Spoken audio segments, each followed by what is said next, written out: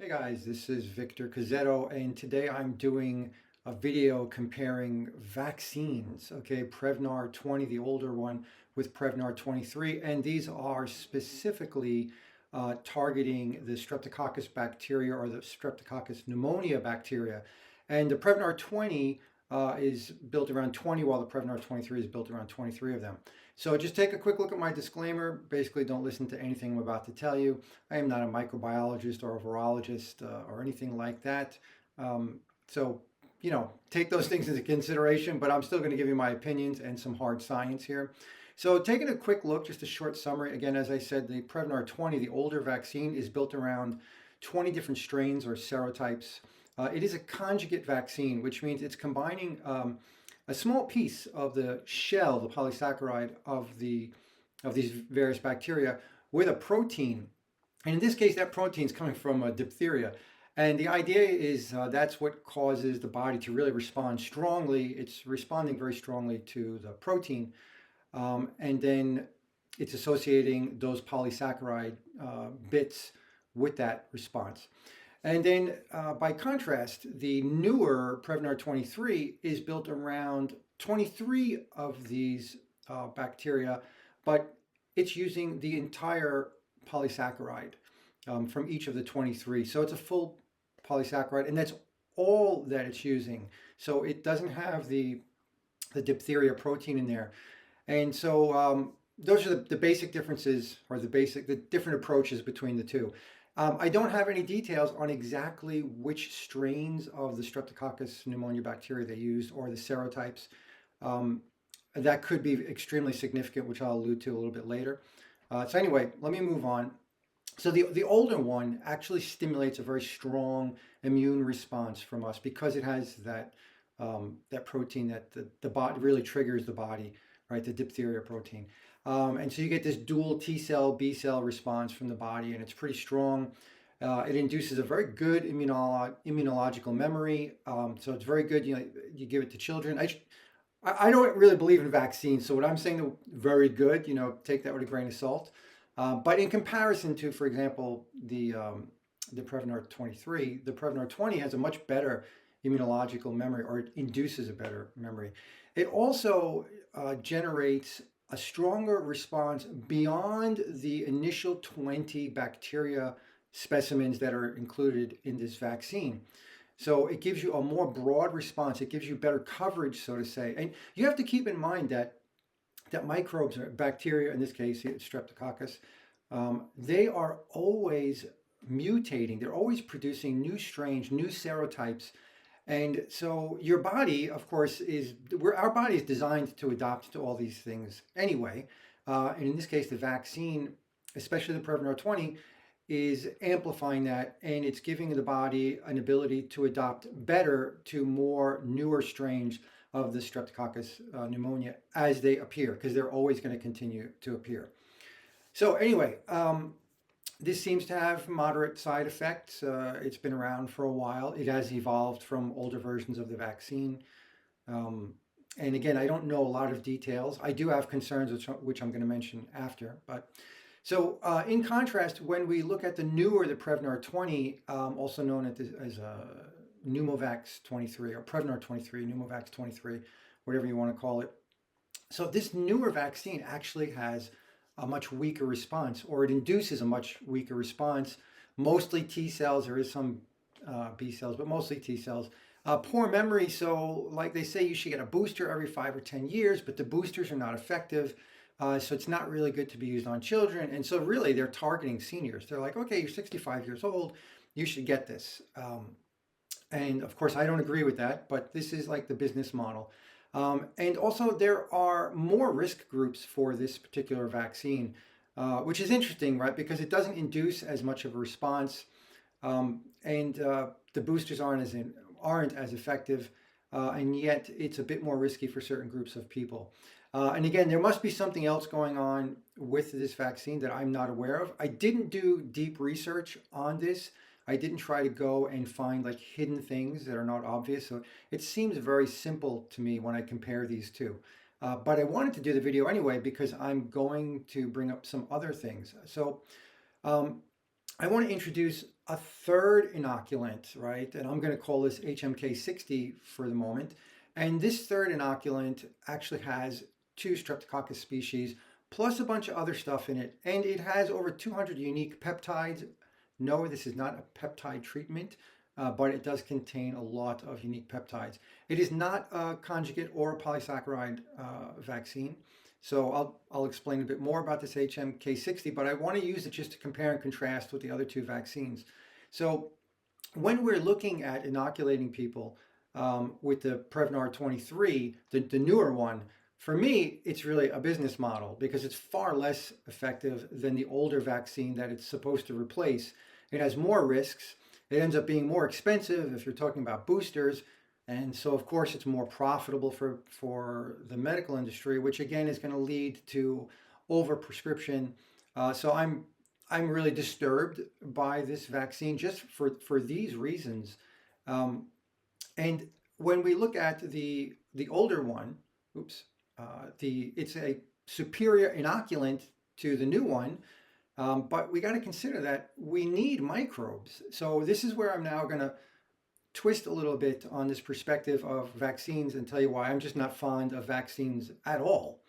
But the idea of an inoculant, I mentioned this HMK60, I'm just going to compare and contrast. So we need microbes, and we have no idea what most microbes in the body are doing. This is a fact. We are extremely ignorant. We're going to remain ignorant. We're never going to know it all, at least not in our lifetimes.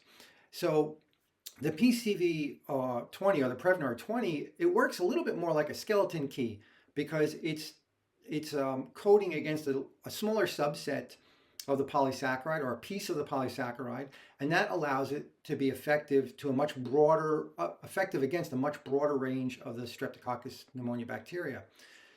And as I mentioned before, there are new strains, they're emerging constantly. And how do we know that every strain is bad, right? We don't know that. And so, for example, I can tell you Streptococcus thermophilus is a very important strain.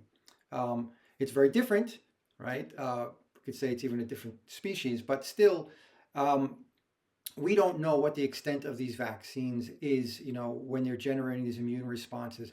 I don't even know exactly which Streptococcus serotypes or, I forgot the other word now, or strains, I'm sorry, serotypes or strains are in here. So, I can't do like other deeper cross analysis to other close strains or close serotypes that might be beneficial. For either of these vaccines, I don't know the details.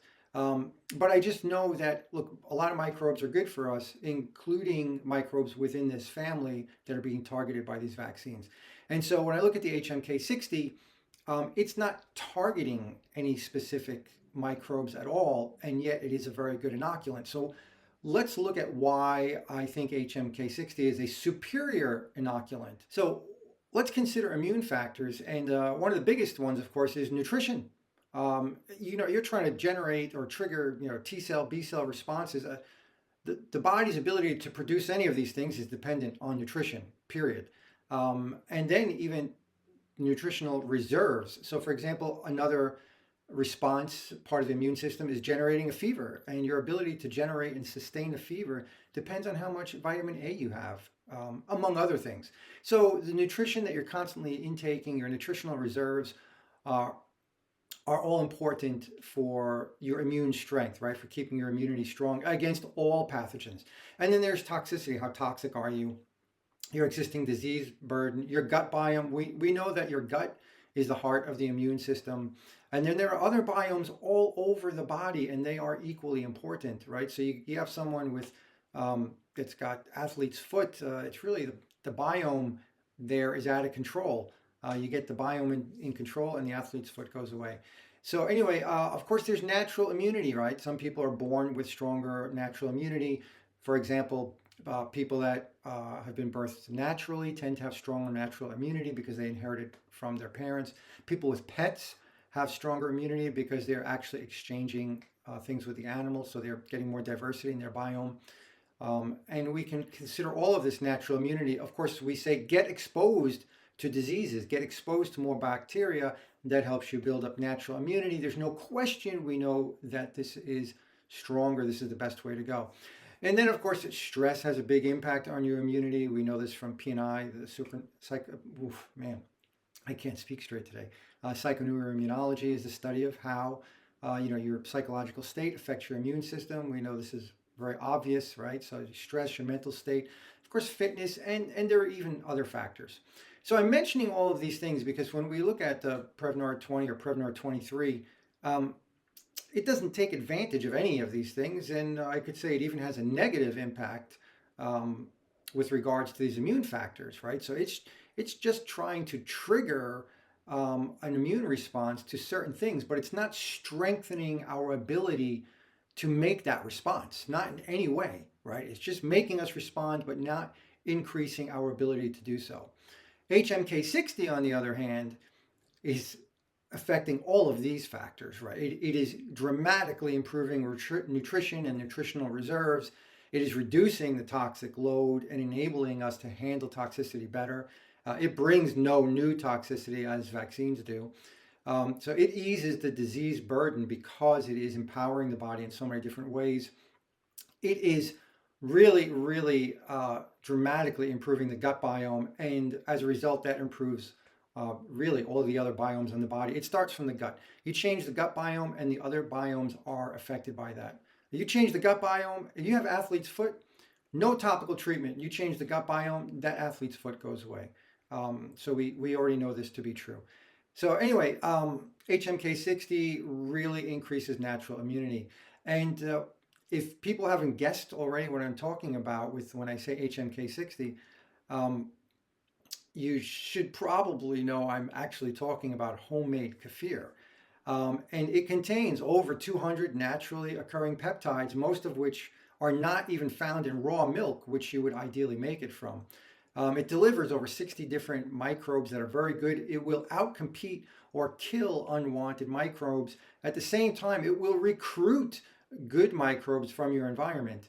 And as I mentioned already, it improves the gut biome better than anything else that we're aware of, and thus all your other biomes. It provides vitamins, minerals, amino acids, enzymes, the peptides that I mentioned, so much more. It strengthens the immune system, and it is also immunomodulating, meaning it doesn't just ramp up your immune system and make it go crazy to attack anything specific.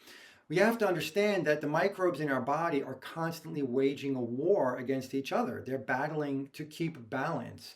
And so they are really armored with so many different weapons.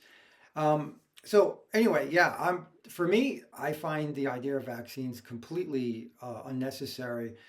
And I would argue, well, there are no studies about this, but I would argue absolutely that someone that is making and drinking their own homemade kefir every day, even better, a double fermented homemade kefir, watch my videos to learn more about that. People that are drinking that will have a far better immune response to any of the streptococcus pneumonia bacteria that we're concerned about. The response from people on kefir would be better than the response from people that are vaccinated with either of these vaccines. I mean, I know I'm living proof of that. I'm sure it's the kefir that keeps me well and many of my family members.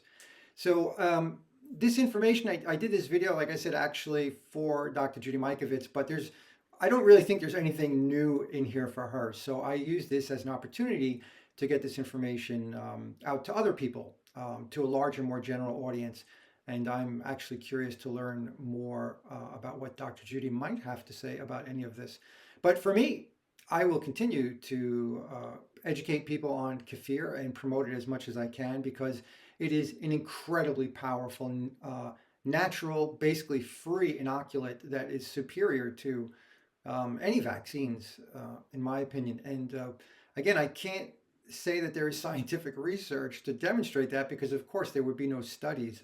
But if you dig into the science and we look at the principles behind immunity, etc., I think it becomes pretty obvious. And of course, I do not rely solely on kefir. There are many other amazing, natural, and powerful things that we can implement. So anyway, that's it for now. If anyone's got questions, feel free to contact me. I hope you found this interesting. Look forward to talking more about it.